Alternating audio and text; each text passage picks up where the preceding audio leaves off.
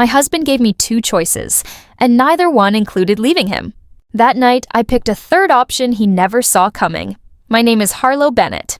I run a custom motorcycle shop in Portland, and after a brutal 12-hour shift, all I wanted was food and sleep. Instead, I walked into a silence that did not belong in my house. Grady was standing in the kitchen, freshly showered, dressed like he had somewhere important to be. That alone should have warned me. He said we needed to talk, then told me this life did not work for him anymore. Monogamy, he explained, was a social construct. He wanted to explore something with Marlo, his college ex.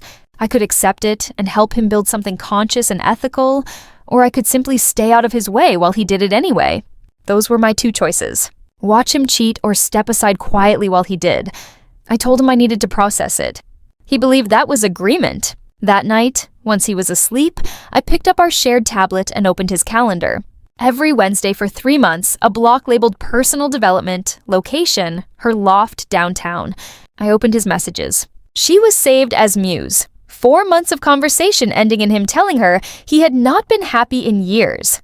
Then I found a voice memo from his brother, Beckett, casually asking if I knew yet, because he had been sleeping with Marlo too for weeks.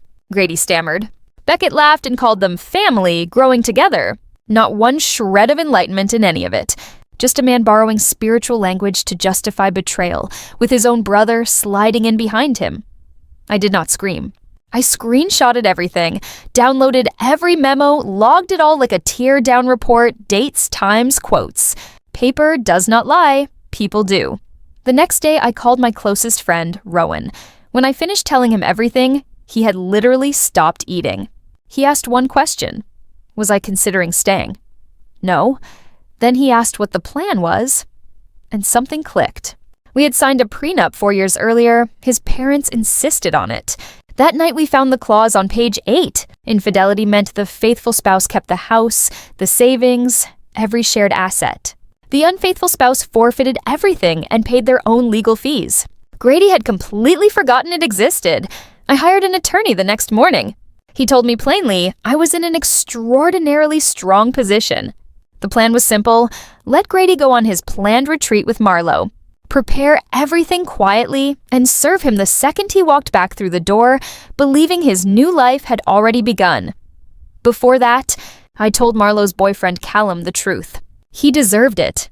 He ended things that day and exposed her to her entire coaching community. Her business collapsed within weeks.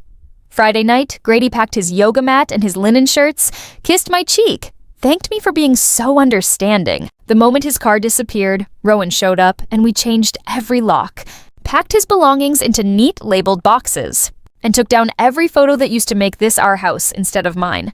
Monday evening, he walked in humming and froze. I told him there was something waiting for him in the kitchen. He read the word divorce above his own name and the color drained from his face. He begged, said we could fix this. I told him nothing about this was sudden. He left months ago. He just never had the honesty to admit it.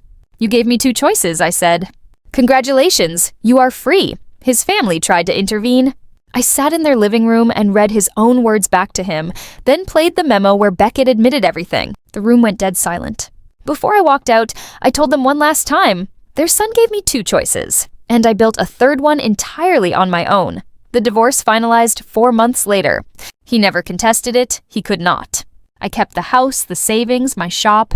He moved into a small apartment with a neighbor who blasted music at 2 a.m. Marlo left the state. Life moved forward, quiet and steady, until one rainy night months later when someone started pounding on my door.